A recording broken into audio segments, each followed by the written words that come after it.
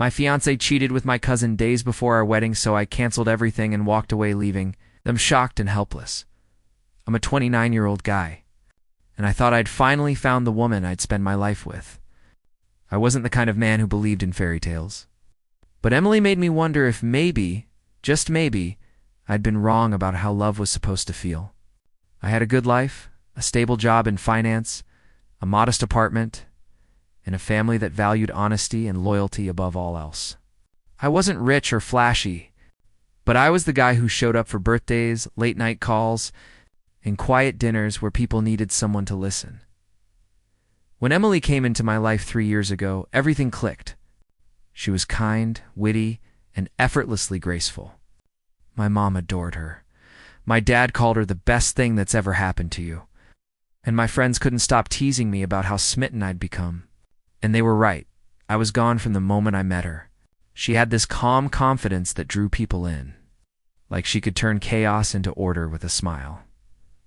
We built something real, or so I believed. There were road trips filled with bad singing, long nights talking about dreams and fears, and mornings where she'd make coffee just the way I liked it. I'd look at her across the table, messy bun and sleepy eyes, and think, this is it. This is home. Our engagement had been a dream.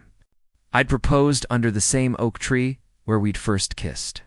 The video went viral in our circle. Laughter, tears, promises of forever. Now, the wedding was only days away. The suit was ready, the venue paid for, and our families were buzzing with excitement. Everything felt perfect, almost too perfect, and I didn't know it yet. But perfection was the calm before the storm. Emily fit into my family like she'd been born there. My parents loved her so much they'd started calling her their second daughter. It warmed me at first seeing how easily she connected with everyone but there. It was one person she clicked with a little too well, my cousin. Mark and I grew up like brothers. He was the charismatic one, the guy who could walk into any room and have people laughing within minutes. I was the steady one, the planner, the one cleaning up his messes. I'd always accepted that about us. So when he and Emily started getting along at family dinners, I was glad. I wanted the people I loved to love each other. But over time, something about their chemistry started to bother me. It wasn't what they said, it was how they said it. Inside jokes I didn't understand. Glances that lasted a little too long. A light touch on the shoulder that lingered half a second more than necessary. One night, during a family barbecue, I found them laughing by the grill while everyone else was inside. Emily's face was flushed, her hand brushing his arm as she whispered something. Mark smirked and said, "Don't worry, I'll keep your secret." They noticed me watching and instantly changed the subject. When I asked later what that was about, Emily just smiled and said, "Oh, stop being jealous. You and Mark are basically brothers." I told myself to shake it off. Maybe I was overthinking. Maybe it was just wedding stress making me paranoid. After all, Mark had always been a flirt, but he'd never cross a line, right? Still, as the night ended, I couldn't ignore the way my stomach twisted when I saw them hug goodbye. Something in me whispered that the foundation of my perfect life was starting to crack. It started with whispers. Not literal ones at first, just the kind that live in your head when something feels off but you can't prove it. Then one day they became real. A few weeks before the wedding, my best man Jake pulled me aside after helping with invitations. He hesitated before saying, "Hey man, I might be overthinking, but have you noticed how close Emily and Mark have gotten lately?" I laughed it off at first, masking the unease crawling up my chest. "They're just friends," I said. "Family, basically." But Jake's expression didn't change. "Yeah, maybe. Just keep an eye out, all right?" That night, I couldn't sleep. I kept replaying moments I'd brushed aside, the way Emily laughed harder at Mark's jokes than mine. How she'd text him sometimes during dinner, claiming it was about wedding logistics. I told myself trust was the foundation of love, but that foundation was starting to tremble. The next morning, casually checked Emily's phone when she left it on the counter. It wasn't locked. She never hid anything before. I scrolled through her texts, and at first everything was normal. Until I saw Mark's name. Their messages weren't flirty exactly, but they were intimate. Inside jokes. Late night chats? Can't sleep, lol. Thinking too much, followed by Mark's reply. Same. Wish I could distract you. My chest tightened. I didn't want to be that guy. Paranoid, snooping, insecure. So I put the phone down and pretended I hadn't seen anything. That evening, I confronted Emily gently, asking, "Do you think you and Mark talk a little too much?" Her face changed instantly, defensive, sharp. What's that supposed to mean? You don't trust me now? Her reaction stung worse than the messages. I apologized just to keep the peace, but something inside me broke that night. I realized trust doesn't shatter with proof. It crumbles slowly with every unanswered doubt. And mine had just started to fall apart. After that night, Emily and I pretended everything was fine. It was easier that way to smile, to keep planning the wedding, to push the cracks deep enough that no one else could see them. I told myself I was just tired, overworked, imagining things. Love, after all, wasn't supposed to be perfect. But even as I said it, I could feel something slipping away, quiet, invisible. But impossible to ignore. Emily seemed softer for a while, almost overcompensating. She'd surprise me with coffee at work, send long texts saying how lucky she was to have me kiss me longer when I came home. But there was a hollowness to it, like she was performing normalcy rather than living it. I convinced myself this was her way of making up for our argument, that everything was back on track. Meanwhile, Mark was suddenly everywhere. He volunteered to help with decorations, offered to pick up the cake, even joked about giving a legendary best man speech. My mom thought it was sweet. He's just excited for you too. But every time I saw him and Emily exchange glances, that same unease returned. It was subtle, a half smile here, a knowing look there, but it was enough to make my gut twist. One afternoon, I came home early from work. Emily was on the phone in the kitchen, whispering. I couldn't hear the words, but when I called her name, she jumped. Who were you talking to? I asked. She smiled too fast, too bright. Just Mark about the seating chart. I wanted to believe her. I really did. But as I walked away, her laughter from the kitchen felt rehearsed, hollow. That night I lay awake beside her, staring at the ceiling, realizing that sometimes silence screams louder than any confession. And the quiet between us was deafening. 2 nights before the wedding. Everything was chaos. Final fittings, guests flying in, last-minute calls from the caterer. I was exhausted but happy, holding on to the idea that all the stress would be worth it once I saw Emily walking down the aisle. That night, she said she'd be staying at the hotel near the venue with her bridesmaids to relax before the big day. I believed her. Why wouldn't I? Around 10 p.m., I realized I'd left a few custom decorations in my car, handmade centerpieces Emily had wanted to double-check. I figured I'd drop them off at the hotel. It'd be a nice surprise before tomorrow's chaos. On the drive there, I remember humming along to our wedding playlist, feeling strangely at peace. The city lights blurred past, and I thought, this is it. My last night as a fiancée. When I got to the front desk, I told the receptionist Emily's name. She smiled politely and said, "Oh yes, she already checked in earlier this evening." With her guest, my brain stuttered. "Sorry, her what?" I asked. The woman glanced at her monitor. "A man named Mark." I laughed. I actually laughed, because surely that couldn't be right. Maybe Mark was just dropping something off. Maybe it was a mix-up. My chest burned as I forced myself to the elevator, my hands trembling so badly I could barely press the button. When I reached her floor, I stopped outside her door. I could hear muffled laughter. Then a sound, I'll never forget her voice, soft and familiar, saying, "You're insane, Mark, stop," followed by his chuckle. I froze, staring at that door like it could undo everything. I didn't knock. I didn't scream. I just stood there until my body went numb. Then I turned and walked away, because sometimes the truth doesn't explode. It quietly breaks you in half. I don't remember the drive home that night, just flashes of streetlights smearing through my windshield and the dull roar of my own heartbeat in my ears. I must have pulled over at some point because I woke up hours later, slumped in the driver's seat, gripping the steering wheel so hard, my knuckles were white. My phone was still buzzing. Dozens of missed calls from Emily. Few from my mom, even one from Mark. I couldn't bring myself to answer any of them, for the first time in my life. I felt completely hollow. Not angry. Not even sad. Just empty. The kind of emptiness that makes the world feel distant and unreal. Like everything you've built has quietly dissolved overnight. I stared out at the sunrise creeping over the horizon and whispered, "It's over," to no one in particular. I drove to a nearby park, sat on a bench, and tried to make sense of it.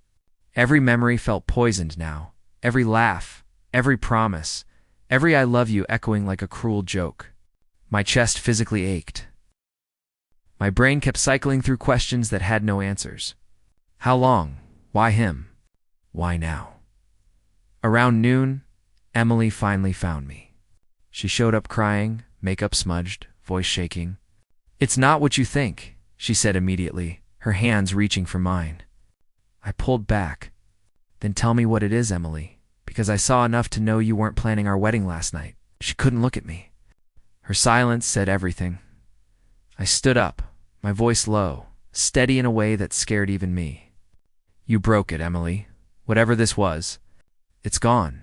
She started sobbing, begging me to listen, but I couldn't. I walked away, her voice echoing behind me, and that's when it finally hit. I'd lost not just the woman I loved, but the version of myself that believed love was safe. When I finally made it home, the house felt like a stranger's. The framed engagement photo on the shelf, her head on my shoulder. Both of us laughing, looked like two people I didn't know anymore. I wanted to smash it, but I couldn't. I just turned it face down and sat in silence until the sun rose again. By morning, my phone was a battlefield of notifications. Emily had left dozens of voicemails. Some were sobbing apologies, others full of frantic explanations. "It didn't mean anything," one said. "Please, just talk to me." Then there was Mark. His message was short, almost rehearsed. "Man, it was a mistake. I swear I'd never hurt you on purpose." The words made my stomach turn. My mother called next. Her voice was trembling, not from anger, but from disappointment. "Sweetheart, your father and I heard what happened. Please, don't make any rash decisions. It's your wedding. Maybe you can work through this." I could hear my dad in the background, muttering something about forgiveness and family bonds. Hung up before I said something I'd regret. There's this cruel moment after betrayal when everyone around you starts making you feel like the problem. Like you're supposed to be the calm, rational one when your heart's been set on fire. By noon, I'd made up my mind. I texted Emily only once. "There's nothing left to fix. Don't contact me again." And I called the wedding planner and said the words that made my voice tremble. Cancel everything. I didn't tell anyone else. No explanations. No drama. Just silence. And in that silence, I felt something shift. Not peace, not yet, but a strange, heavy clarity. The kind that comes when you finally stop pretending the wound doesn't hurt. The next 24 hours were chaos. Words spread faster than I could process, at first through family, then friends, then social media. My phone wouldn't stop buzzing. People wanted to know why the wedding was suddenly off. My mom called again, pleading, "Please, don't do anything dramatic, honey. Talk to Emily. She's devastated." My father's voice cut through in the background. "You're overreacting, son. Mistakes happen." Mistakes. That word felt like acid. Meanwhile, Emily's parents showed up at my apartment uninvited. Her mother's eyes were red, her father's tone pleading. "She made a terrible error," he said softly. "But don't throw away a lifetime over one night." Stared at them, wondering how people could say one night like it was nothing. One night had burned down my entire future. By afternoon, I realized I couldn't keep hiding. The venue, the vendors, the guests, everyone was waiting. So I drove to the hall we'd rented, the one decorated with our initials, entwined in gold on the entry sign. The florist was unloading bouquets when I arrived. She smiled and said, "You're early. The bride's already here." Her words hit like a punch, but I didn't flinch. I walked through those doors straight down the aisle, ignoring the startled looks from family members who'd already arrived. Emily stood near the altar, tear-streaked, in a pale blue dress, not her wedding gown, just something simple. Her eyes widened when she saw me. "Please," she whispered. "Don't do this." But I did. I stood in front of everyone, both families, friends, staff, and said, my voice steady, "There will be no wedding. Emily cheated on me with my cousin, Mark." The room froze. Gasps, whispers, someone dropped a drink. Emily broke down, sobbing. Mark wasn't there, of course he wasn't, and as I turned to leave, I realized I wasn't walking away from love. I was walking toward my freedom. The room felt like it had stopped breathing. The air was heavy, almost electric, as everyone tried to process what I had just said. Emily's sobs echoed off the high ceilings, while relatives whispered behind trembling hands. A few guests stood frozen mid-step, unsure whether to comfort her or pretend they hadn't heard me. It was chaos wrapped in silence, disbelief hanging in every corner of the hall. My aunt rushed toward me, eyes wide. "Please, you don't have to do this here," she whispered harshly, trying to grab my arm. But I gently pulled away. "No," I said quietly. "This is where it should end, in the same place it was supposed to begin." Emily stumbled toward me, her face streaked with tears. "Please, let me explain. It didn't mean anything." I was confused. It was a mistake. Her voice cracked with desperation. I looked at her. At the woman who'd once been my safe place, and felt nothing but exhaustion. "You had 3 years to make mistakes," I said. "You chose this one days before our wedding." Her body trembled as she fell to her knees, sobbing, "Don't leave me, please." Guests turned away, some crying, others shaking their heads. The same people who'd toasted our love were now watching it die in real time. I turned and walked out, my footsteps echoing through the silence. No yelling, no grand finale. Just the sound of a door closing behind me and the faint hum of whispers that would follow for years. Outside, cold air hit me like reality finally catching up. My heart raced. Not from pain this time, but from clarity. For the first time in months, I felt awake. And as I stood there, staring at the life I'd just burned to the ground, one thought hit me harder than all the rest. Sometimes, walking away is the loudest revenge. In the days that followed, everything felt eerily quiet, the kind of silence that comes after a storm destroys everything in its path. I stayed off my phone, ignoring the endless notifications and unanswered messages. Friends wanted the full story. Family wanted peace. Emily wanted forgiveness. I wanted none of it the morning after the canceled wedding. I opened my front door to find the porch covered with flowers, sympathy bouquets, apology notes, even a handwritten letter from Emily. The first line read, "I can't live with what I've done." I didn't finish reading. I tore it in half and threw it away. Guilt wasn't love. It was just regret in disguise. Mark didn't reach out directly. But I heard through family that he'd moved out of town. My uncle tried to defend him, calling it a lapse in judgment. But my mother finally snapped, shouting he betrayed his own blood. I didn't even have the energy to be angry. The betrayal had drained me of every emotion except emptiness. I started therapy that week. I needed to understand how I'd missed the signs, how I'd convinced myself that love meant tolerance, that doubt meant weakness. My therapist told me something that stuck. You were loyal to the idea of her, not the reality. That hit harder than anything Emily could have said. At night, I'd lie awake replaying everything. The proposal under the oak tree, the laughter. The moments that once felt eternal now felt like lies carved into memory. But somewhere in that pain I found something unexpected, peace. A quiet acceptance that not every ending needs to be fixed, and not every wound deserves to be reopened by the end of that week. I realized I didn't hate Emily or Mark anymore. I just didn't care. And in its own strange way, that indifference felt like freedom. Months passed. The noise around the scandal finally died down.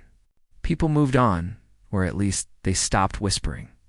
I'd started rebuilding my life quietly, piece by piece. Therapy helped. Work kept me grounded, and for the first time in a long while, I could breathe without feeling like the air was too heavy. Then one afternoon, while grabbing coffee near my office, I ran into a mutual friend who hesitated before speaking. "Hey, have you heard about Emily and Mark?" I hadn't, and honestly, I didn't want to. But curiosity got the better of me. He sighed. They tried to stay together after everything. Didn't last long. It got ugly, financially, emotionally. He cheated on her this time. I felt a flicker of something, not joy, not revenge, just a grim acknowledgement of how patterns repeat. Apparently, their families had cut them off completely. The same people who once begged me to forgive them now wanted nothing to do with them. They'd become living reminders of their own shame. A week later, Emily reached out. Her message was long, emotional, desperate. She wrote about how she'd lost everything, how Mark used her, how she still thought about me every day. She asked if I could meet her just to talk. I stared at that message for a long time, my hands surprisingly steady. Once upon a time, those words would have broken me. Now, they just felt hollow. I typed my reply carefully. "I hope you find peace, Emily, but I'm not the man you left behind." Then I hit send and blocked her number for the first time. I didn't feel pain, anger, or nostalgia, only closure, and that's when I realized, sometimes, the real revenge isn't destroying someone. It's healing faster than they expected. It's been over a year now, and looking back, I barely recognize the man I used to be. The one who measured love by sacrifice, who believed loyalty could fix anything, who ignored the quiet voice inside that whispered something's wrong. I've learned that healing isn't about forgetting. It's about remembering without pain. I moved to a new city a few months after everything ended. New job, new apartment, new rhythm. Some nights, I'd still wake up from dreams of her. Not nightmares, just echoes, but they stopped hurting. I started traveling, something I'd always put off because Emily didn't like surprises. Climbed mountains, sat by beaches at dawn, found joy in the quiet things, the kind you don't share with anyone but yourself. Every once in a while, I'd get a call from family asking if I ever regretted walking away. My answer never changed. No. If anything, that moment standing in front of everyone, saying the truth out loud was the first time I'd ever chosen myself. For years, I'd been the man who held everything together for others. That day, I finally let it all fall apart for the sake of my own peace. I still believe in love, just not the kind that demands blindness. I've learned that trust isn't proven by ignoring red flags. It's by honoring your instincts even when it hurts. Sometimes I visit that old wedding venue when I'm passing through town. The sign with our initials is long gone, replaced by another couple's name. And instead of bitterness, I feel gratitude because that broken day was the beginning of the rest of my life. They expected me to crawl back, but I didn't. I walked away not in anger, but in strength. Because some endings aren't tragedies, they're rebirths.